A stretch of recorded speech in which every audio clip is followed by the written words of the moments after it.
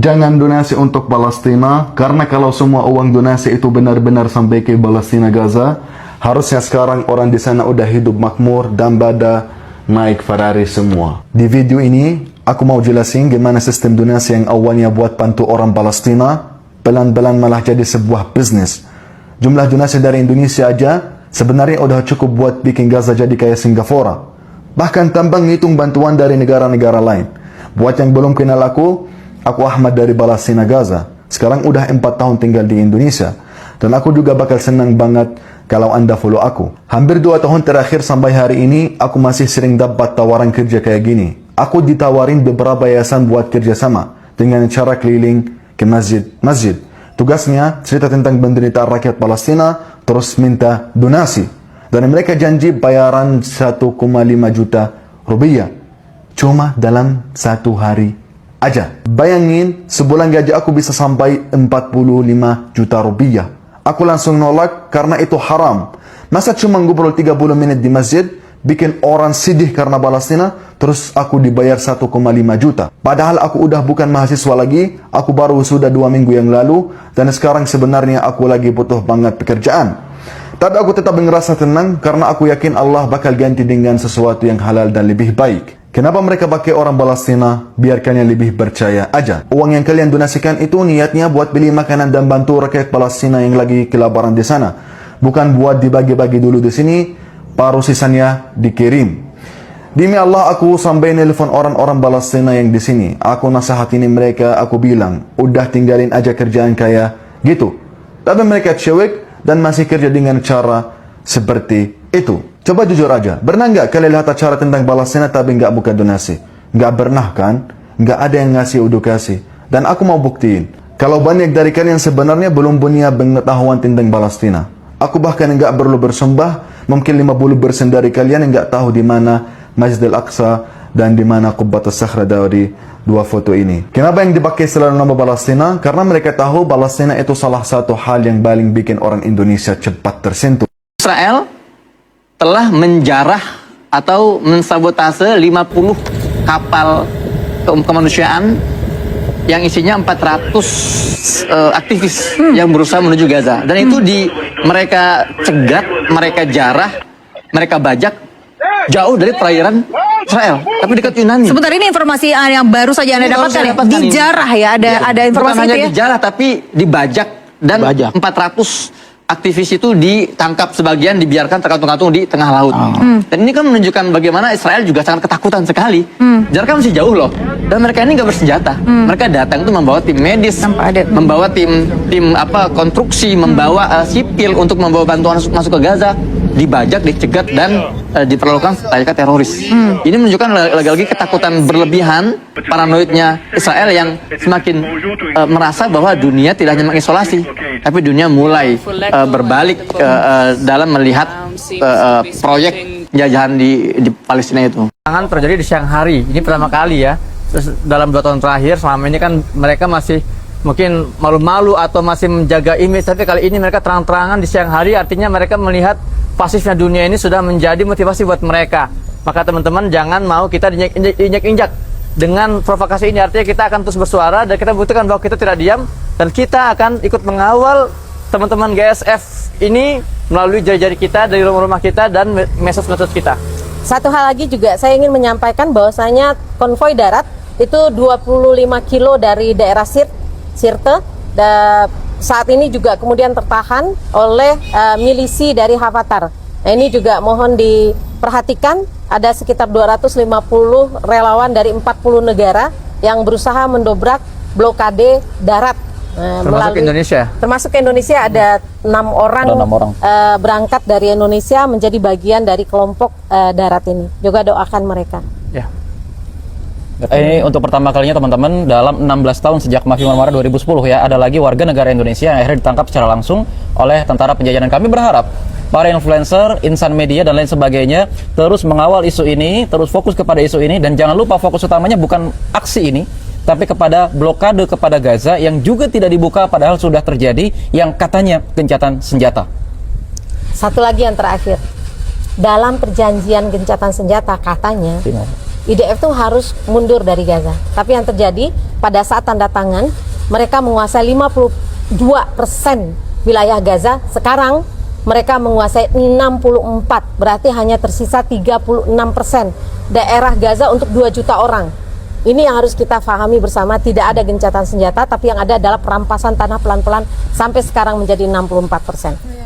Dan kita juga harus sadar kondisi sekarang bahwa berbagai gerakan bareng-bareng bergerak. Kita bergerak lewat jalur laut nih, si konvoy, si mission, terus ada teman-teman juga bergerak lewat land konvoy, terus ada teman-teman yang bergerak lewat jalur political impact. Jadi semua orang bergerak untuk bisa mendobrak blokade ilegal yang dibikin Zionis Israel di Gaza. Jadi teman-teman juga punya peran dengan jari-jarinya. Please jagain delegasi-delegasi Indonesia yang sekarang sedang diculik Israel, dan 4 orang sahabat-sahabat kita juga yang masih berlayar.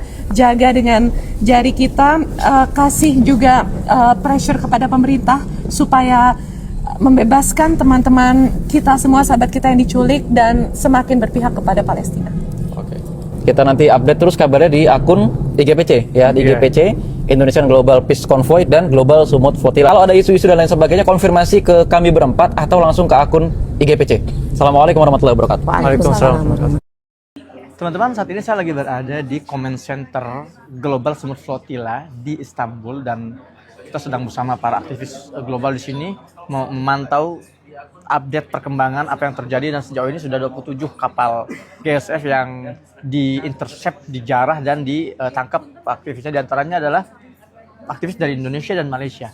Dan sekarang saya sudah bersama ya Tuan Nadir, Ketua Koordinator Sumut Nusantara. Gimana perkembangan hari ini?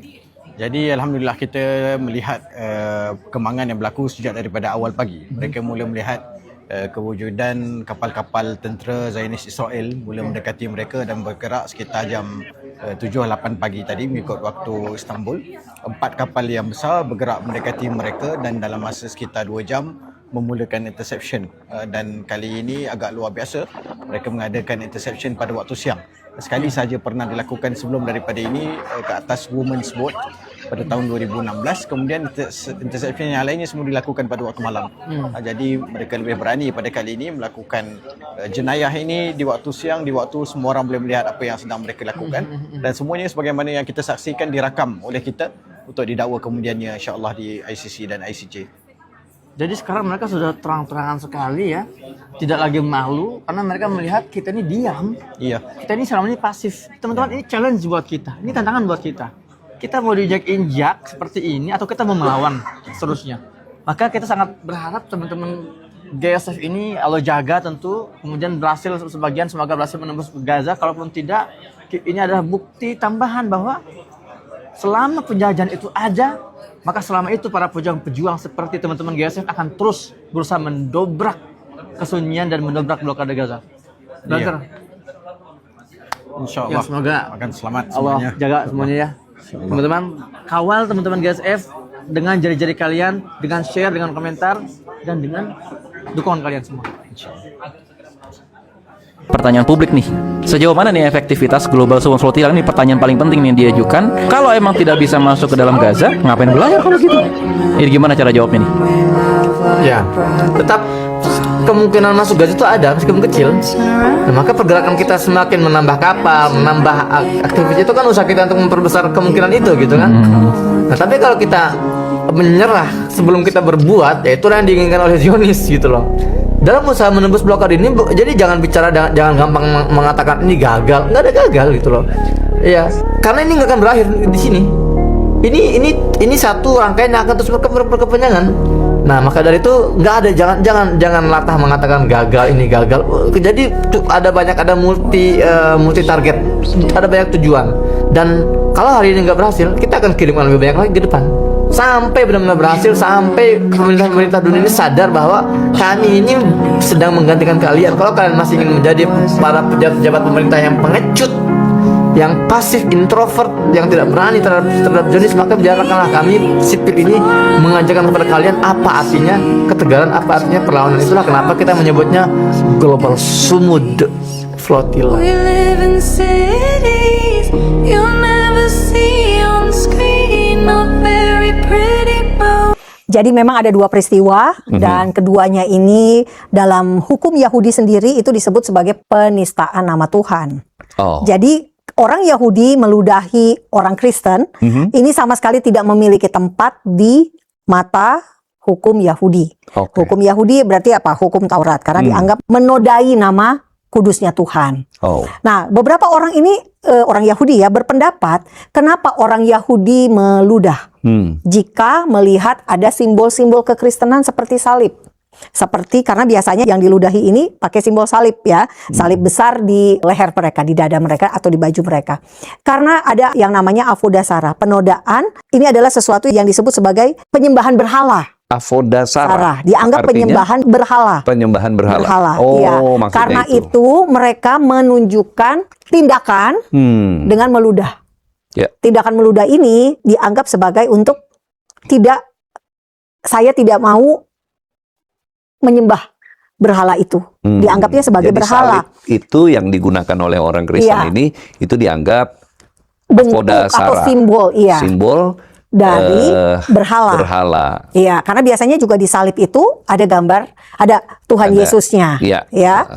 Nah, kenapa ini menjadi reaksinya seperti itu? Kita harus sadari bahwa di hukum Yahudi kita bisa tahu ya, di hukum Taurat di Keluaran 20 ayat 4-5 kita lihat ayatnya Bapak Ibu, jangan membuat bagimu patung yang menyerupai apapun yang ada di atas langit, di atas, atau yang ada di bumi di bawah, atau yang ada di dalam air di bawah bumi. Nah, ayat 5-nya tertulis, jangan sujud menyembah kepadanya atau beribadah kepadanya, sebab aku Tuhan Allahmu adalah Allah yang cemburu, yang membalaskan kesalahan bapa kepada anak-anaknya, kepada keturunan yang ketiga dan keempat dari orang-orang yang membenci aku. Kita lihat di Ulangan 5 ayat 8-9. Ini senada ya. Jadi simbol salib itu dianggap sebagai patung.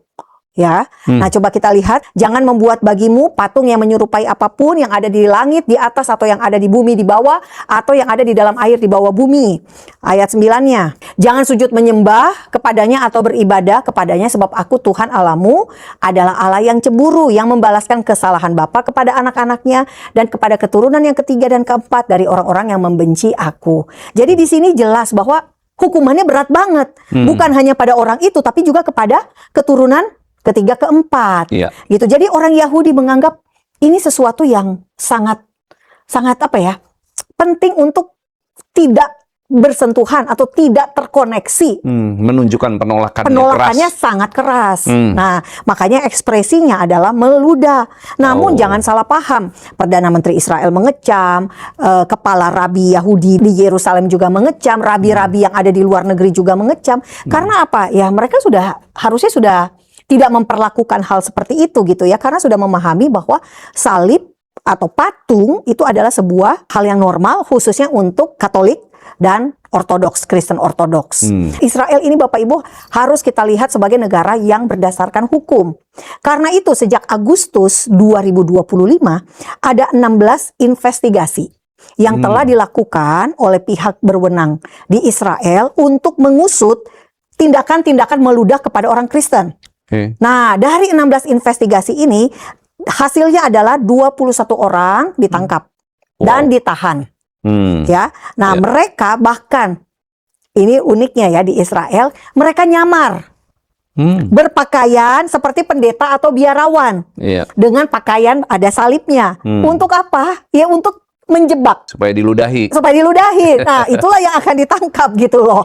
Jadi ada 21 orang yang ditangkap sejak Agustus 2025. Nah, gitu. mungkin karena adanya penangkapan demi penangkapan, maka sudah berkurang tindakannya. Sikap antipatinya. Kemudian juga Bapak Ibu, ini peristiwa yang kedua yang baru terjadi di Desa Debel, desa Katolik di Lebanon Selatan. Nah, di sini tentara IDF merusak patung salib Yesus. Sebetulnya patungnya masih utuh tapi dijatuhkan gitu ya. Patungnya dijatuhkan dan seperti mau dibelah gitu ya. Nah, tindakan ini itu juga dihukum. Prajurit yang menjatuhkan salib itu dengan niat mungkin mau merusak, lalu orang yang memotret itu semua dikeluarkan dari kedinasan. Dan mereka dihukum penjara 1 bulan. Nah, kemudian Bapak Ibu perlu juga kita ketahui, Israel itu sudah IDF ya tepatnya, IDF sudah mengembalikan patung salib Yesus itu ke tempatnya semula. Oke. Dibuat yang lebih baru, dibuat yang lebih bagus, dengan ikon-ikon yang lebih banyak. Ikon-ikonnya yang lebih banyak. Nah, termasuk juga yang dihukum bukan hanya yang melakukan dan yang memotret, tapi juga 6 prajurit yang ada di lokasi tetapi tidak melakukan tindakan apapun, itu juga dikenakan sanksi. Oh, termasuk karena Karena mereka tidak diam melarang aja. teman-temannya Ya. ya. Oh. Jadi itu bentuk ketegasan dari tentara Israel. Iya. Dan menurut saya ini sangat positif. Kepala staf dari IDF, Letjen Eyal Samir, juga mengecam tindakan anak buahnya ini. Dia berkata bahwa ini perilaku tidak pantas dan gagal menerapkan nilai-nilai etis dari IDF. Iya. Nah, seharusnya Bapak Ibu, apakah kita perlu marah melihat perilaku orang-orang seperti ini?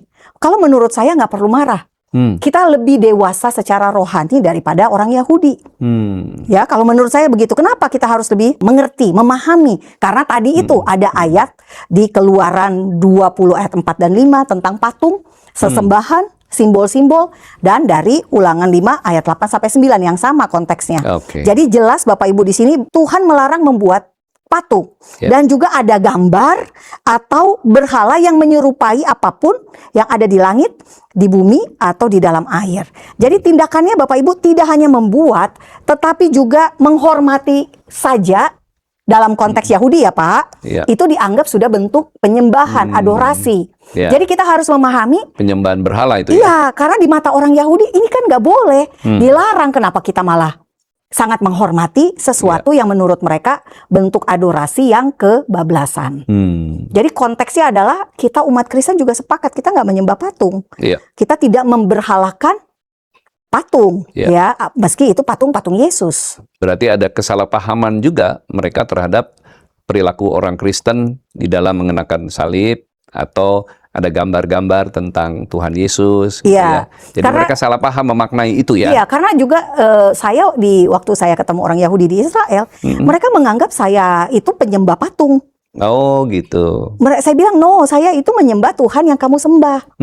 Saya bilang, saya menyembah Elohim Abraham, Elohim Ishak, Elohim Yakub. Karena saya pakai kata Elohim, mereka ngerti. Gitu ya. Dan mereka menganggap kita itu berdoa di depan patung Maria. Jadi ini sesuatu yang memang ada miskomunikasi, gitu ya. Jadi kita perlu memang memberikan penjelasan kepada orang Yahudi bahwa tidak, kekristenan itu pinjam Alkitabnya orang Yahudi Perjanjian Lama sehingga kita menyembah Tuhan yang sama. Dan Yesus itu adalah Mesias yang juga sama buat kita. Yang berasal dari orang Yahudi. Yang sama-sama juga dari Yahudi juga, gitu. Nah, Bu Monik, benarkah ada ajaran dalam tradisi Yahudi yang memandang Kristen secara negatif, atau sebenarnya ini hanya perilaku kelompok tertentu yang kemudian digeneralisasi seolah mewakili seluruh Israel? Walaupun sudah kita ulas mungkin semakin jelas tadi pemahaman mereka. Kalau untuk ajaran tadi yang seperti saya katakan, kita dianggap menyembah patung, ya. Terus kita boleh berdoa di depan patung, ya. Jadi mereka menganggap kita sudah tidak sesuai dengan apa yang diperintahkan di dalam hukum Taurat. Ini kan hukum Taurat, hukum yang kedua gitu ya. Tidak boleh ada patung, membuat patung dan sebagainya. Nah, perlu juga kita ketahui pemahaman orang Yahudi ini susah menerima konsep inkarnasi. Tuhan menjadi manusia atau firman menjadi manusia. Ini buat mereka sesuatu yang mungkin orang Kristen justru lebih mengerti, ya. Orang Yahudi nggak mengerti. Makanya mereka tidak menerima ketika Tuhan Yesus berkata, aku datang dari Bapa, gitu ya. Aku dan Bapa satu. Mereka tidak bisa menerima konsep seperti itu. Aku ada sebelum Abraham ada. Buat mereka, wow, ini sesuatu yang aneh ini ya. Dan kalau kita lihat juga ada Tritunggal atau Trinitas di dalam kekristenan. Ini buat orang Yahudi, Tuhan itu Esa, gitu ya. Satu. Sebetulnya Esa di dalam Shema Israel itu Esa itu merujuk kepada Ehad. Ehad itu artinya satu kesatuan, bukan satu tunggal. Kalau satu tunggal itu Yahid. Jadi secara tidak langsung sebetulnya orang Yahudi itu tahu bahwa memang Tritunggal itu bisa diterima. Karena apa? Tuhan Tritunggal, 3, Bapa, Anak, dan Roh Kudus. Elohim itu merujuk kepada jamak. Karena kalau tidak jamak itu disebutnya hanya Yahid. Tunggal itu Yahid.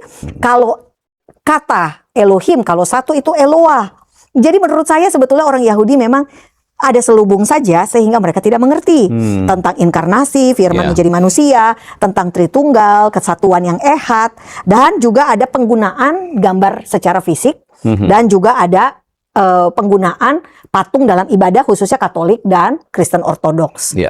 Jadi kitalah yang harus memberikan penjelasan kepada mereka. Hmm. Tapi mereka sendiri tidak ada ajaran untuk membenci Kristen, tetapi mereka yang harus kita ingat, mereka menolaknya adalah simbolisasi segala bentuk wujud manusia dan dianggap kita menyembah. Ya. Sebagian umat Muslim dan pendukung Palestina sering mengejek. Kristen cinta Israel, tapi Israel membenci kalian. Dengan adanya kasus-kasus seperti ini, bagaimana kita menjawab secara jujur tanpa kehilangan iman dan juga akal sehat? Ya tentu saja Pak Pendeta, kita jangan mau ya diadu domba. Kita jangan mau diadu domba oleh kelompok lain di luar Yahudi dan Kristen. Mereka pasti senang kalau Yahudi dan Kristen itu tidak akur, berantem, soal doktrin, soal hal-hal yang ada di Alkitab kita. Dan yang kedua, tentu saja kita harus selalu melihatnya secara konteks. Apa yang terjadi di Israel, tindakan-tindakan orang Yahudi meludah, itu bukan berarti seluruh orang Yahudi seperti itu. Ini hanya ada 1, 2, 3 orang, oknum-oknum yang bisa dikatakan di sini yang ditangkap itu ada 21 orang. Itu dalam kurun waktu yang mungkin setahun. Jadi kita jangan menggeneralisasi.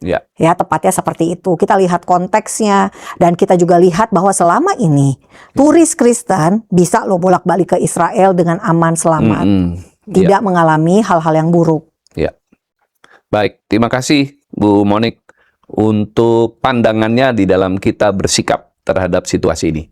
Nah, Bu, di media sosial kita melihat fenomena menarik. Konten persekusi terhadap orang Kristen oleh orang Israel cepat sekali viral.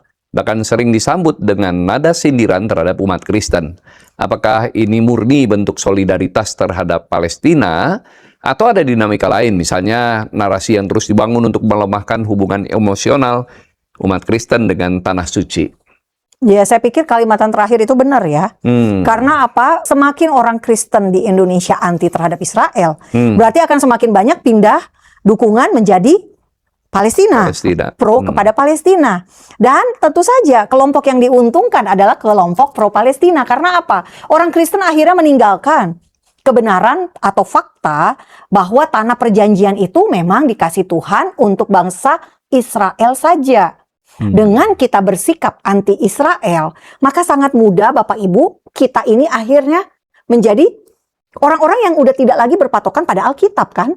Kita lebih melihatnya secara faktanya orang Yahudi benci orang Kristen loh. Ngapain kita mendukung? Ngapain kita bela mereka? Mendingan kita bela Palestina. Saya hanya mau kasih tahu, emangnya Palestina cinta Kristen? Mohon maaf ya, sejak Bethlehem dikasih Pak ke Palestina tahun 1993, jumlah umat Kristen di Bethlehem itu turun loh. Karena apa? Karena umat Kristen di Bethlehem juga mengalami yang namanya diskriminasi, mengalami yang namanya persekusi. Jadi jangan dipikir umat Kristen di Palestina itu berada dalam keadaan aman dan nyaman. Tidak. Di Gaza pernah ada kejadian toko buku Kristen itu ditolak dan harus tutup. Jadi hati-hati juga gitu ya. Kita jangan mau diadu domba. Dan yang jelas Bapak Ibu semua, saat ini Israel adalah penjaga tanah perjanjian. Semua situs-situs yang berkaitan dengan agama Kristen ketika berada di bawah naungan kewenangan dari Israel itu aman. Tidak akan diubah menjadi situs Islam. Tidak akan dirusak untuk menghilangkan jejak sejarah. Dan kita bersyukur karena apa? Israel menjaga. Kalau tidak, maka saya bisa pastikan situs-situs kekristenan itu akan lenyap, akan rusak, akan hilang, diganti, diubah, diislamisasi. Contoh nyatanya apa? Tembok Barat, sisa dari Bait Suci masa Tuhan Yesus. Bait Suci kedua oleh komunitas Islam. Dari sejarah mereka mengklaim bahwa ini namanya adalah tembok Borak. Karena pada masa Nabi Islam dalam perjalanan malam dari Mekah ke Yerusalem, Nabi Islam naik borak dan borak ini ditambatkan atau diikat di tembok barat itu. Makanya namanya dijadikan tembok borak. Padahal ya itu tembok bagian dari bait suci. Gitu ya. Nah ini bayangkan kalau ini semua diganti namanya, diubah menurut sejarah agama Islam. Bukan lagi agama Yahudi, bukan lagi agama Kristen. Ya. Bu Monik, mengapa mereka yang berteriak soal kemanusiaan di Palestina justru nampak menikmati penghinaan terhadap peziarah Kristen di Israel? Di mana letak konsistensi moralnya? Tadi Ibu bilang justru di Palestina terjadi penolakan-penolakan terhadap orang Kristen ya? Ya, bahkan di tahun 2000 sekian ya, saya lupa, gereja kelahiran Yesus di Bethlehem, bapak-bapak gerejanya, karena ini gereja ortodoks, Kristen ortodoks Yunani, bapak-bapak gerejanya disandra oleh kelompok teroris Palestina. Oh ya. Nah, yang membebaskan siapa? IDF. Hmm. Ini faktanya seperti itu. Jadi Bapak Ibu, saya mungkin bilangnya seperti ini ya. Orang di luar kekristenan akan suka kalau melihat apa? Orang Kristen itu dianiaya. Akan suka ketika melihat orang Kristen itu dipermalukan. Makanya mereka senang, oh ada tentara Yahudi yang merusak salib. Ngomong-ngomong, siapa tahu tentaranya bukan Yahudi. Karena ada dari Druze, ada dari Arab Israel yang Islam. Ya, jadi kita belum tahu sebetulnya identitas agamanya. Nah, makanya saya tadi sudah bilang, kita jangan mau diadu domba. Karena apa? Mereka pasti senang kalau kita ribut sendiri. Padahal di hari-hari terakhir ini kita harusnya semakin solid. Yahudi dan Kristen itu punya musuh bersama. Kita jangan mau dipermainkan sama iblis. Iya, setuju Bu. Nah, kasus terbaru tentang 2 prajurit IDF yang merusak patung Yesus langsung viral dan memicu kemarahan. Namun di sisi lain, ratusan rabi Yahudi mengecam keras tindakan itu dan pelakunya diproses hukum. Apakah ini menunjukkan bahwa tindakan tersebut adalah penyimpangan individu atau ada masalah yang lebih dalam di masyarakat Israel? Kalau dibilang ada masalah di masyarakat Israel, menurut saya enggak ya. Karena kan kita tidak mau menggeneralisasi seluruh orang Yahudi itu sebagai pelaku meludahi atau merusak simbol-simbol kekristenan. Tidak seperti itu. Yang terutama tadi saya sudah katakan justru Israel adalah penjaga dari situs-situs kekristenan di Israel. Nah, sejauh ini Bapak Ibu kita juga nggak mau loh kalau kita digeneralisasi. Contohnya apa? Di Indonesia berkali-kali terjadi bom Bali, bom Kedubes Australia, bom Marriott, bom gereja. Kita nggak mau dong kalau dibilang orang Indonesia itu teroris. Tidak semua orang Indonesia teroris. Memang ada kelompok tertentu yang meneror. Nah, jadi kita nggak boleh menggeneralisasi, kita nggak bisa menyamakan semua orang Yahudi seperti itu. Yang jelas juga ketika Israel berdiri tahun 1948, Bapak Ibu, Israel itu telah mengakui bahwa akan ada kebebasan beragama bagi setiap umat beragama. Mereka boleh melakukan perayaan-perayaan hari raya dengan bebas, dan sejauh ini kita bisa melihat bahkan di Israel, di Yerusalem ya terutama, gereja-gereja yang ada itu tidak semuanya diambil alih oleh Israel, oleh pemerintah Israel. Ada beberapa gereja, misalnya gereja Ortodoks Rusia, itu di bawah Rusia. Gereja Santa Ana di Yerusalem, itu di bawah Prancis. Kalau bisa dibilang, orang Israel, pemerintah Israel ini sangat luas, gitu ya. Bahkan bukan hanya untuk kekristenan. Contoh Masjid Al-Aqsa dan Masjid Kuba Emas. Keduanya dikelola secara wewenang oleh Dewan Wakaf dari Yordania. Bukan dihandle oleh Israel dan juga bukan Palestina. Artinya apa? Mereka tidak mau menguasai lah. Tidak mau mendominasi, tetapi menyerahkan penyelenggaraan rumah ibadah dan sebagainya itu ke tangan masing-masing umat. Makanya di Yerusalem, kota tua Yerusalem itu ada 4 bagian. Ada Kristen, Yahudi, Islam, dan Armenia. Nah, komunitas Armenia aja disediakan tempat, tidak diambil tempat ini. Jadi mereka menghormati. Ya, baik. Nah, kalau melihat respon cepat dari otoritas Israel terhadap kasus ini, apakah bisa dikatakan bahwa negara Israel secara resmi tidak mentolerir tindakan anti-Kristen? Tentu saja, karena Israel itu negara hukum. Jadi semuanya sama di depan hukum. Makanya prajurit, tentara IDF yang melihat kejadian perusakan salib tapi tidak melakukan tindakan apapun, itu juga kena hukuman gitu ya. Karena apa? Karena ya itu adalah salah satu bentuk keadilan. Kamu tahu ini salah kok kamu diem aja. Singkatnya seperti itu. Ya, baik. Terima kasih penjelasannya, Bu. Kita juga mencatat pada tahun 2023, polisi Israel secara resmi menangkap beberapa pemuda ultra-ortodoks yang meludahi peziarah yang menegaskan bahwa ini adalah tindakan kriminal. Apakah penegakan hukum ini hanya untuk peziarah asing atau memang komitmen pemerintah Israel menjaga ketertiban umum? Karena Israel ini adalah negara, bisa dibilang negara Yahudi, dan kalau ada tindakan menodai agama yang lain, ini berarti akan merusak reputasi Israel sebagai negara Yahudi, maka bisa kita katakan Israel pasti tidak ingin terjadi pencemaran terhadap nama baik Israel, reputasi Israel sebagai negara Yahudi. Jadi jelas banget, makanya tadi ada penyamaran. Polisi menyamar supaya bisa menangkapi orang-orang yang meludah terhadap biarawan atau imam-imam ortodoks. Jadi menurut saya ini adalah cara yang bisa kita lihat Israel sangat serius menjaga kebebasan beragama dan penegakan hukumnya juga berjalan dengan baik. Termasuk yang merusak makam loh. Makam, simbol salib di makam juga itu pasti ditangkap. Begitu ya? Jadi tidak hanya yang meludah.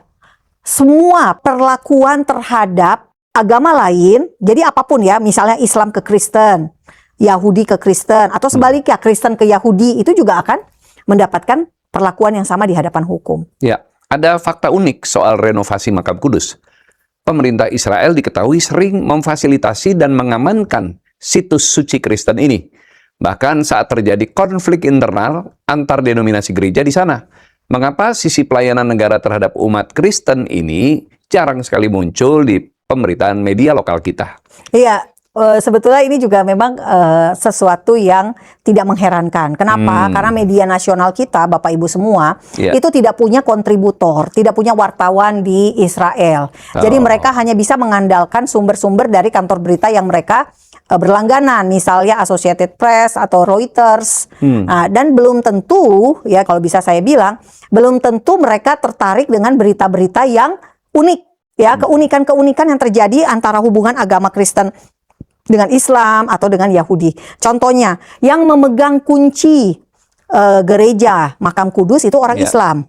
Ya, orang Islam karena sejak masa Ottoman, bukan salah satu dari 7 denominasi gereja yang ada di makam Di Kudus dalam itu. ya. Jadi ini kan sesuatu yang positif. Namun mungkin jarang yang mengulas di Indonesia karena dianggap ini membuktikan bahwa ada toleransi di Israel. Yang selalu diangkat pasti adalah berita yang jelek. Betul. Jadi yang tidak positif, seimbang ya. Iya, yang pemberitaan. positif justru jarang diangkat. Nah, Bu Monik, mengapa suara 150 rabi dan fakta penangkapan oknum peludah ini jarang sekali viral di media sosial kita? Sementara video meludahi diputar berulang-ulang selama bertahun-tahun. Ya, kalau di Indonesia selalu bad news is a good news. Semua gitu ya. berita jelek Israel itu pasti lebih banyak disukai. Kita bikin berita positif mungkin hanya dilihat hari ini dan besok. Tapi kalau berita jelek bisa hari ini, besok, bulan depan, bulan depannya lagi. Itu terus ya yang diedarkan, disebarluaskan. Ya, tentu saja ini juga hasil pandangan Ibu selama Ibu menjadi wartawan bisa melihat keadaan itu ya di Indonesia, ketidakseimbangan. Karena memang orang tuh cenderung memang menyukai berita buruk. Yang buruk ya. Berita yang jelek gitu Lebih ya. menarik. Apalagi yang jeleknya tentang Israel. Jadi mereka wah, kesempatan gitu ya. Seakan-akan dendam mereka terhadap Israel itu terlampiaskan. Ya. Dalam Kejadian 12 ayat 3, Tuhan berbicara tentang memberkati Israel. Apakah ini berarti kita harus mendukung Israel tanpa kritik, Bu? Kalau saya tidak seperti itu ya. Saya pernah menulis di situs online dari Haaretz. Ini situs paling kiri gitu ya di Israel yang kerap mengkritik pemerintah Netanyahu. Waktu itu saya menulis bahwa saya tidak setuju dengan kebijakan Netanyahu yang melarang pemberian visa bagi orang Kristen di Indonesia. Nah, waktu itu tahun 2018 kalau tidak salah. Saya menulis, saya bilang saya tidak setuju. Ini kebijakan yang salah. Dan puji Tuhan, habis itu dibuka kembali sehingga kita bisa pergi ke Israel lagi. Jadi kita tidak selalu membela Israel, khususnya buat saya pribadi ya. Meskipun saya adalah YouTube Fakta Israel, bukan berarti saya selalu membela Israel apapun yang mereka lakukan. Contoh, ada festival LGBT. Di Laut Mati. Ini baru-baru ini aja ya terjadi ya? Diklaim sebagai festival LGBT terbesar di Timur Tengah. Kalau menurut saya ini salah. Pemerintah Israel terlalu longgar, terlalu toleran. Karena mereka ingin sekali dianggap demokrasi. Memang demokrasi itu bagus, Ya. tapi demokrasi tetap harus berlandaskan pada kebenaran. Kita tidak boleh setuju pada nilai-nilai LGBT. Iya. Kita tidak memusuhi orangnya. Ya, kita bisa menerima orang tersebut. Oke, kalau dia masuk gereja tentu kita tidak masalah. Tapi kalau ketika dia minta hubungannya direstui, diberkati, bahkan kalau dia mengklaim dia tetap LGBT, tentu itu ada yang salah. Iya. Harus dipulihkan hidupnya. Iya. Ya, jadi jelas bahwa apa yang terjadi di Israel ini tidak bisa kita Iya. terima. Karena itu kita perlu mendoakan agar pemerintah Israel ini adalah pemerintah yang takut Tuhan. Pemerintah yang berdasarkan nilai-nilai Alkitab, pemerintahan yang menolak segala hal yang bertentangan dengan nilai-nilai Alkitab. Seperti apa? Aborsi, LGBT, itu nggak boleh. Ya. Ya, kita sudah jelas kita menolak kekerasan dan teror, tapi harus ditambah kita juga menolak LGBT. Ya. LGBTQ kita menolak juga pemilihan gender untuk anak-anak. Anak-anak tidak boleh dikasih pilihan. Mereka lahir sebagai perempuan ya tetap perempuan, mereka lahir sebagai laki-laki ya tetap laki-laki. Tidak boleh dioperasi berubah jenis kelaminnya. Ya. Pernikahan tetap harus berbeda jenis, bukan sesama jenis. Dan juga tentu saja menurut saya aborsi bukan pilihan, gitu ya. Tidak boleh ada aborsi. Karena apa? Kasihan bayinya. Bayinya tidak bisa memilih. Karena banyak sekali perempuan yang mengklaim ini kan tubuh saya. Nah, lalu gimana dengan bayinya? Iya, iya. Itu Bayinya- udah ada kehidupan ya. Iya, bayinya loh. Saya ada karena kalian ibu berhubungan dengan pasangannya harus bertanggung jawab, Iya. gitu loh. Jadi sekali lagi kita membela Israel, membela agar dia semakin menjadi wakil Tuhan di dunia. Sama orang Kristen juga dan gereja Iya. adalah wakil Tuhan di dunia loh. Dua-duanya menjadi saksi di akhir zaman ini. Baik, Alkitab sendiri tidak menutup-nutupi bahwa Israel sering memberontak kepada Tuhan.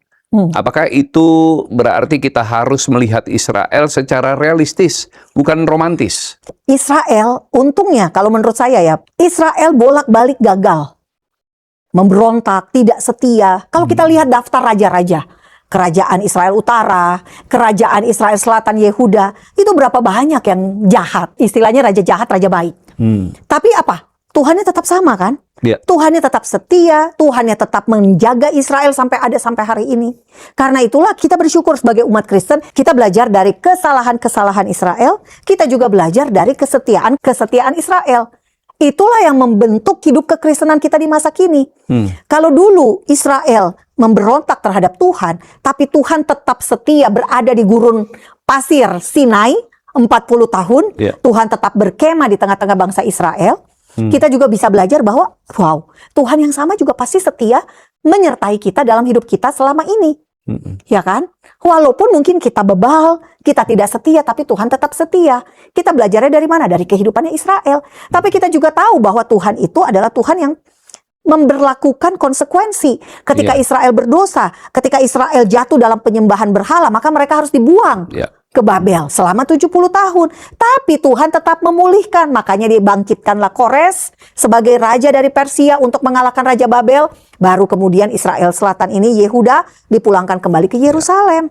Jadi Tuhan kita adalah Tuhan yang setia. Tuhan kita adalah Tuhan yang memulihkan. Tuhan yang bisa dibilang bisa kita andalkan. Karena apa? Israel masih ada sampai hari ini, Pak. Iya. Kalau Pak Pendeta, kita lihat Israel yang nggak ada. Gimana caranya kita tahu Tuhan itu baik? Kalau Israelnya nggak ada, iya. Ya, Jadi ya. bersyukur Bapak Ibu punya Tuhan yang luar biasa. Nah, Bu Monik, ini kita sekarang bicara intern nih. Ada fenomena menarik di media sosial kita. Netizen yang kontra seringkali merayakan video peziarah Kristen diludahi ini dengan narasi orang Kristen itu bodoh karena mencintai bangsa yang jelas-jelas membenci mereka. Pertanyaan saya, bukankah Yesus sendiri ditolak, dihina, bahkan disalibkan oleh bangsanya sendiri? Namun dia tetap mengasihi dan mengampuni mereka. Bagaimana kita menjelaskan kepada publik bahwa dukungan kita ini bukan cinta buta, melainkan bentuk ketaatan iman dan teladan kasih Kristus. Iya, saya setuju tentang bentuk ketaatan iman kita. Karena memang Bapak Ibu, kita itu kalau kita berdiri buat Israel, kita mengasihi bangsa Israel, itu karena apa? Karena ada di Alkitab. Sederhananya itu ya, karena ada di Alkitab. Israel itu adalah janji Tuhan yang Tuhan sendiri bentuk dari Abraham, lalu Tuhan memilih Ishak, Tuhan bukan memilih Ismail, lalu Tuhan memilih Yakub, Tuhan tidak memilih Esau. Untuk apa? Agar bangsa ini bisa melahirkan Yesus sebagai juru selamat. Ya. Karena itulah kita mengasihi bangsa ini, karena bangsa Israel adalah bangsanya Yesus. Dan yang kedua, kita tahu ujung dari iman kita adalah Yesus akan menjadi raja di bumi. Dengan pusat pemerintahan adanya di Yerusalem. Jadi tanah perjanjian adalah tanah di mana kerajaan mesianik itu akan berpusat. Yesus akan memerintah atas seluruh bumi ini. Sebelum langit yang baru, sebelum bumi yang baru, sebelum Yerusalem yang baru. Ini ada di Wahyu 20. Judul perikopnya Kerajaan 1000 tahun. Jadi Bapak Ibu, iman kita selaras dengan apa yang ada di Alkitab. Nah yang kedua, kenapa kita tidak cinta buta terhadap orang Yahudi atau bangsa Israel? Karena jelas juga Bapak Ibu, orang Yahudi mana ada sih yang bom gereja? Orang Yahudi mana ada sih yang bikin kamp konsentrasi untuk orang Kristen? Yang ada orang Kristen yang bikin kamp konsentrasi untuk orang Yahudi.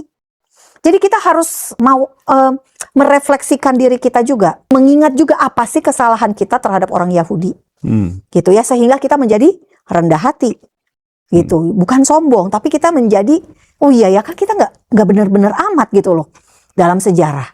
Sama, mereka juga seperti itu. Kalau kita bilang, ya orang Yahudi juga menjadi bagian dalam penyalipan Tuhan Yesus. Yesus lahir dari bangsa Israel, dan orang Yahudi, bangsa Israel juga yang membuat Yesus menjadi juru selamat dunia. Karena di Yesaya 53 kan jelas, Tuhan yang memilih untuk menyerahkan dia, Yesus ini sebagai korban penebus salah. Jadi intinya adalah kita mengasihi Israel, kita berdiri untuk Israel itu karena iman kita berkaitan dengan Israel. Iya. Nah, ini masih seputaran soal ludah-meludah. Iya. Bu Monik, apakah aksi meludahi ini hanya ditujukan kepada peziarah asing atau para turis? Atau mereka juga bersikap kasar kepada orang Kristen yang menetap di sana? Warga lokal misalnya Kristen, atau umat Kristen Arab di sana? Apakah Kristen Arab mengalami perlakuan yang sama? Atau ada perbedaan perlakuan? Atau apakah Kristen Yahudi dan Kristen Arab dapat hidup berdampingan dengan Yahudi ultra-ortodoks? Ya, kalau hidup berdampingan antara Yahudi ultra-ortodoks dengan orang Kristen, itu memang agak sulit. Karena umumnya komunitas Yahudi ultra-ortodoks itu terpisah sendiri. Di Yerusalem saja mereka di bagian yang namanya Mea Shearim. Nah itu mereka memang kawasan sendiri. Pada saat Sabat tidak akan ada mobil yang lewat. Pada saat Sabat pasti tidak akan ada televisi, radio, dapur yang berisik ya. Bahkan dengan orang Yahudi sekuler pun tidak mungkin berdampingan.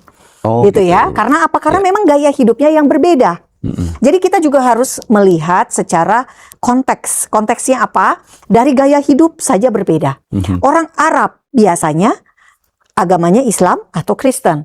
Arab Israel yang Kristen dengan yang Islam belum tentu juga sama. Harusnya orang Arab Kristen itu dekat dengan orang Yahudi. Karena apa? Menyembah Tuhannya sama.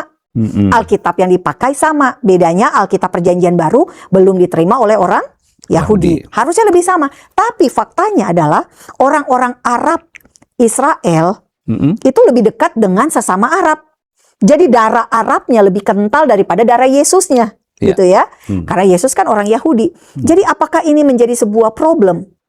Menurut saya kalau kita lihat sebagai orang luar, tidak ada problem karena kehidupan kayaknya baik-baik saja. Tapi buat mereka yang tinggal di Yerusalem terutama, mungkin mereka akan diperhadapkan pada kelompok demi kelompok. Jadi kelompok Arab Islam sendiri, Arab Kristen sendiri, Yahudi sekuler sendiri, Yahudi ortodoks sendiri. Masing-masing punya komunitas. Oke. Nah, Bu Monik, apakah kelompok yang meludahi itu mewakili wajah Israel secara keseluruhan? Atau mereka sebenarnya adalah kelompok pembangkang di mata mayoritas warga Israel? Sebenarnya yang melakukan avodasara itu, ini adalah orang-orang Yahudi ultra-ortodoks yang mungkin jumlahnya hanya sekitar 20%. Dari 80% orang Yahudi di Israel. Dan itu pun dari 20% orang Yahudi ultra-ortodoks yang melakukan, yang ditangkap hanya 21 orang. Gitu ya. Jadi kita tidak bisa bilang semuanya adalah orang-orang yang anti-Kristen, tidak juga. Dan kita harus ingat ya, saya punya pengalaman ketika saya ke Israel Maret 2024, itu saya menyaksikan sendiri bagaimana penginjil-penginjil Kristen sangat provokatif terhadap orang Yahudi. Dengan cara seperti apa mereka menginjil? Dengan cara memaki-maki. Kamu harus bertobat, kalau tidak kamu masuk neraka. Oh ya. Shame on you. Oh, pokoknya kata-katanya itu membuat kita yang Kristen sampai mikir, ini Kristen nih. Gitu ya. Saya sampai mikir, ini orang nggak salah. Gimana caranya Pak? Kalau kita Pak Pendeta, kita sekarang menginjil dengan cara seperti itu. Di pinggir jalan di Jakarta. Mungkin kita udah ditabok orang. Ini di Israel loh, di Yerusalem. Iya, iya. Gitu ya. Jadi cara-cara yang mereka lakukan menurut saya kadang-kadang nggak bisa kita terima sebagai orang Indonesia. Dan beberapa yang saya lihat, mereka pasang tripod di jalan menuju tembok ratapan. Jadi orang Yahudi pasti lewat situ karena mereka ingin ke tembok ratapan dan jalan itu pasti ramai dan mereka akan menginjil versi mereka dan direkam. Jadi kalau ada yang marah, meludah atau provokatif gitu ya, akan dinaikkan ke medsos, media sosial. Jadi tujuan mereka menginjil tidak murni, tapi adalah mencari konten. Ini yang saya saksikan sendiri. Nah, waktu saya berusaha ajak bicara, saya pakai bahasa Inggris. Dia jelas-jelas bule. Dia bilangnya I cannot speak English. Padahal sebelumnya saya dengar dia ngomong pakai bahasa Inggris gitu ya. Jadi lucu. Aduh, menurut saya kayaknya motivasinya bukan betul-betul mau menginjil jadinya. Iya, iya. Baik, ini sebagai pembanding. Yes. Ya. Apa tindakan nyata pemerintah Israel? Apakah mereka benar-benar menindak pelaku atau cuma pencitraan? Karena takut kehilangan devisa turis. Enggak juga ya, kalau pencitraan Israel sejauh ini udah biasa dibenci ya mungkin ya.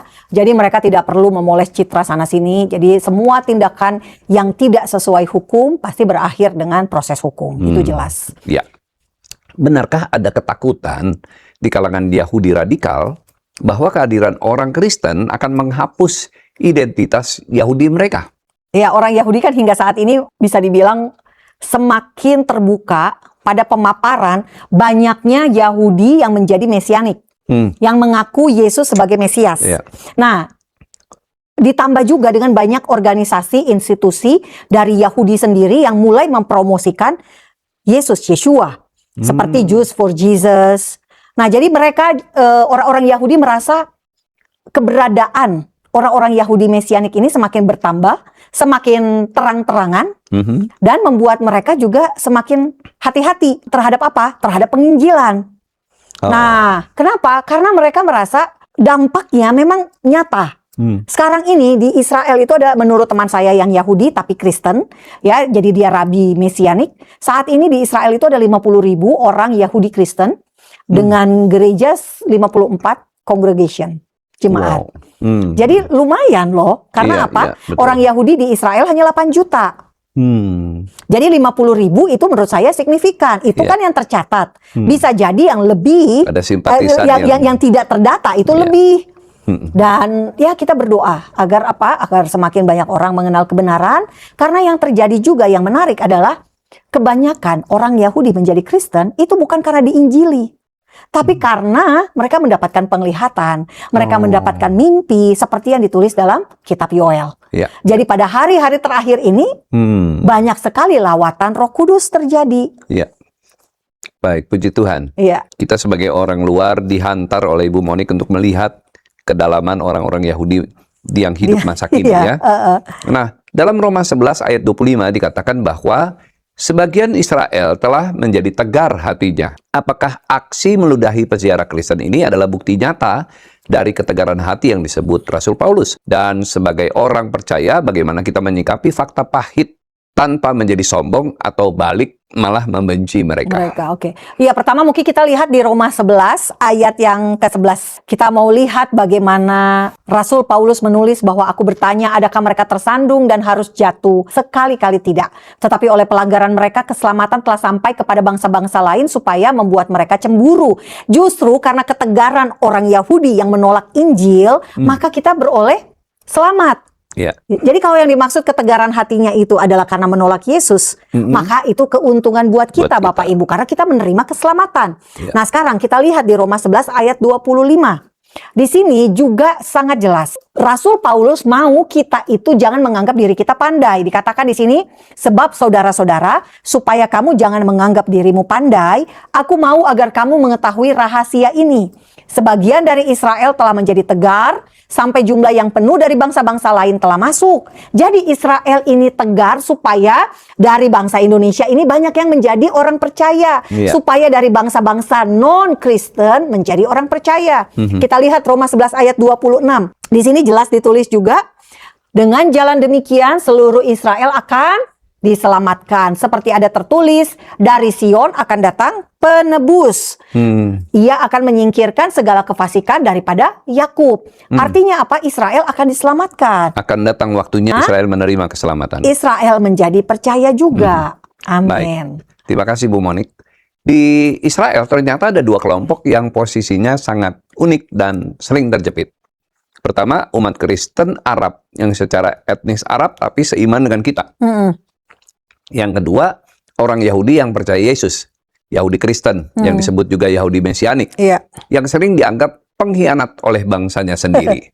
Bagaimana realitas tekanan yang mereka hadapi sehari-hari? Kalau kita lihat ya, mungkin kita perlu ingat juga bahwa waktu masa Perang Salib, Perang Salib ini Paus Urbanus II mengutus pasukan salib untuk merebut Yerusalem dari tangan Islam. Mereka datang dengan simbol-simbol seperti salib warna merah, seperti yang dimiliki oleh Palang Merah Indonesia, PMI ya, atau Red Cross di seluruh dunia. Seperti itu bentuk salibnya, warna merah dengan dasar putih yang dipakaikan di kuda, di baju. Nah, itu semua menimbulkan trauma ya di kalangan orang Yahudi. Karena apa? Ya mereka berada di bawah persekusi pada masa Perang Salib. Jadi kalau akhirnya orang Yahudi menjadi Kristen, itu dianggap, kok kamu memilih agama yang dulu mempersekusi kita? Atau anggapannya seperti ketika terjadi pada masa Inkuisisi. Ini ketika di Spanyol orang-orang Yahudi dipaksa memeluk agama Katolik. Kalau menolak mereka dibunuh, disalib dan dibakar. Jadi menjadi Kristen itu pilihan yang sangat tidak biasa gitu ya bagi kalangan Yahudi. Karena ada luka sejarah. Karena ada luka sejarah dan dianggap ini agama yang jahat. Karena kan mereka kan dipersekusi gitu ya Pak. Jadi mereka mengalami yang berat banget, ini kok dia malah jadinya pemeluk agama yang mempersekusi nenek moyang kita dulu gitu ya. Jadi kita harus memahami konteks sejarahnya juga. Nah kalau yang satu lagi orang Arab Palestina, orang Arab Palestina atau Arab Israel yang Kristen, itu juga mungkin mereka akan terjebak dalam situasi mereka sebagai Arab tapi mereka Kristen. Jadi double minority gitu ya. Dilihat oleh orang Yahudi, ini juga dulu yang mempersekusi kami. Dan juga Arab Palestina itu juga adalah teroris yang menyerang kami, yang membunuh kami. Jadi bisa dibilang memang dua-dua ini berada di dalam kondisi yang tidak mudah. Ya, tapi sekali lagi kita tentu berharap orang Yahudi semakin mengerti tentang kekristenan dan orang Yahudi juga semakin sadar bahwa tidak semua loh orang Kristen mempersekusi mereka. Orang Yahudi juga perlu mengetahui bahwa tidak semua loh orang Kristen itu datang dengan misi menginjil. Kita tidak perlu membuat mereka ketakutan melihat Kristen karena aduh nanti gue diinjili. Enggak. Kita harus apa? Pertama, memperkenalkan kasih Kristus dulu. Kalau mereka sudah kenal kasih Kristus, maka akan sangat mudah. Hatinya lebih lembut untuk menerima kebenaran. Ya, berbeda dengan cara provokatif yang tadi saya sudah sampaikan. Karena apa? Rasul Paulus di Roma 11 hanya mengatakan kita harus membuat mereka cemburu, bukan membuat mereka marah. Ya, jadi perlu pintar-pintar dalam menginjil. Perlu pintar-pintar untuk mempersatukan Kristen Arab di Israel dan juga Yahudi Kristen yang telah percaya menjadi satu tubuh Kristus. Iya. Bu Monik, seberapa besar pengaruh kelompok radikal dalam politik Israel? Apakah mereka bisa menentukan arah negara? Radikal Yahudi menurut saya itu seperti Farisi di masa Yesus. Ya, orang-orang Farisi, orang-orang yang sangat saklek dalam beragama, menerapkan hukum-hukum Taurat secara apa adanya gitu ya, tidak kompromi dan sebagainya. Nah, sekarang kalau kita ingin melihat Israel sebagaimana Israel yang seharusnya, dengan nilai-nilai Alkitab, maka kita harus mendukung partai yang Yahudi. Ya. Partai seperti Likud, partai seperti SAS, United Torah, ini United Torah Judaism, ini lebih cocok untuk memerintah Israel karena dia akan membuat kebijakan-kebijakan sesuai dengan Alkitab. Dibandingkan dengan partai-partai yang liberal, partai Arab ada 2, kita berdoalah nanti kalau pemilu akan datang ini, partai-partai kanan, partai-partai Yahudi yang menang. Menang itu dalam konteks apa? Jumlah Knesset 120 orang, sebagian besar mayoritas adalah mereka. Kalau PM Netanyahu dari partai mana? Likud. Oh, Likud. Berarti dia yang terbesar ya? Saat ini pemenang, Saat ini. bisa dibilang seperti Oke, itu. baik. Bu Monik, jujur saja, banyak umat Kristen di Indonesia yang merasa sangat kecewa dan kesal melihat video perlakuan tidak pantas Yahudi ultra-ortodoks itu. Kita di sini berdiri membela Israel dalam konflik dengan Palestina atau Iran, karena dasar firman Tuhan, tapi balasan mereka di lapangan sangat menyakitkan. Bagaimana kita menyikapi rasa kesal yang manusiawi ini? Apa kita harus tetap dukung meski kita merasa tidak dihargai, atau ada cara pandang yang lain yang lebih tepat? Mungkin cara pandang yang lain itu ya. Sekarang gini deh Bapak Ibu, saya nih sebagai orang Kristen, orang Kristen Protestan, Pentakosta, karismatik, apakah kita menuhankan patung atau Tuhan yang kita sembah sebagai roh itu, ya. Dan kita juga harus melihat kita tidak menuhankan simbol-simbol, betul ya. Kita menghormati, iya. Jadi kita nggak perlu marah, betul tidak? Kita tidak perlu terganggu iman kita hanya gara-gara kita melihat satu simbol dihancurkan, atau jangan kita kehilangan rasa belas kasih kepada Israel hanya karena kita melihat mereka perilakunya meludah. Sekali lagi saya ingatkan, orang Yahudi tidak pernah membakar gereja. Orang Yahudi tidak membom gereja. Orang Yahudi tidak membuat kamp konsentrasi seperti Hitler melakukan kamp konsentrasi dan membunuh 6 juta orang Yahudi. Semua anggota partai Nazi di zaman Holocaust dulu itu kebanyakan orang Protestan atau orang Katolik. Jadi kita juga istilahnya sejarahnya kelam. Tangannya juga berdarah, ya kan? Jadi pandangan saya adalah kembali ke simbol itu sendiri. Yang penting adalah buahnya. Jadi bukan simbol-simbol itu yang kita pertahankan. Simbol bisa diganti. Ya, simbol yang dirusak bisa dikembalikan. Tapi buahnya itu loh yang harus kita menangkan. Nah, ini pesan terakhir Bu Monik. Haruskah orang Kristen tetap membela Israel atau mulai melihatnya dengan perspektif yang lebih dewasa? Kita harus menjadi lebih dewasa tentu saja. Kita membela Israel sekali lagi Bapak Ibu karena Tuhan kita lahir sebagai orang Yahudi dari bangsa Israel. Kita bukan membela Israel karena sesuatu yang politis atau sesuatu yang emosional, tidak. Tapi kita berdasarkan pada landasannya adalah kebenaran. Israel ada di Alkitab kita, kecuali kita mau buang Alkitab kita. Gitu ya, kecuali Bapak Ibu menganggap apa yang di Alkitab itu bukan firman Tuhan. Jadi patokan kita adalah kita melihat Israel masa modern ini sebagai bagian dari penggenapan apa yang Tuhan memang sudah tentukan bahwa Israel akan dipulihkan di akhir zaman ini. Untuk apa? Untuk menyambut kedatangan Tuhan Yesus yang kedua kali. Karena kedatangan Tuhan Yesus yang kedua kali ada beberapa ayat yang menyebutkan, misal dia akan menginjakan kaki di Bukit Zaitun. Lalu ada anak domba tampak di Bukit Sion, di Wahyu. Jadi semua tempat ini lokasinya merujuk kepada Yerusalem, merujuk Yerusalem yang ada di tanah perjanjian yang saat ini adalah tanah Israel. Jadi kita menempatkan Israel sebagai bagian dari Alkitab kita. Bagian dari kebenaran yang merupakan firman Tuhan. Jadi Bapak Ibu nggak usah bingung, nggak usah merasa takut. Oh, kalau saya mendukung Israel berarti saya tidak manusiawi. Bukan itu persoalannya. Kalau kita mau menjadi orang yang manusiawi, menegakkan hak asasi manusia, maka kita harus menolak kekerasan. Karena kekerasan adalah bentuk dari pelanggaran HAM. Terorisme adalah bentuk dari anti kemanusiaan. Baik, terima kasih banyak Bu penjelasannya Sama-sama. yang luar biasa. God lovers dan sahabat-sahabat semua, dari percakapan hari ini kita belajar satu hal yang sangat penting, bahwa realitas tidak selalu sesederhana yang kita lihat di layar. Satu video bisa viral tetapi tidak selalu mewakili seluruh kebenaran. Kita juga belajar bahwa iman Kristen tidak dibangun di atas emosi, bukan juga pada loyalitas buta terhadap suatu bangsa, tapi pada kebenaran firman Tuhan yang mengajarkan kasih, keadilan, dan hikmat. Mendukung bukan berarti membenarkan semua. Mengkritisi bukan berarti membenci. Dan menjadi orang percaya berarti kita dipanggil untuk melihat lebih dalam, berpikir lebih cerdik, dan tetap mengasihi di tengah kompleksitas dunia. Mungkin hari ini pertanyaannya bukan lagi apakah kita pro Israel atau tidak, tetapi apakah kita berdiri di pihak kebenaran? Apakah kita tetap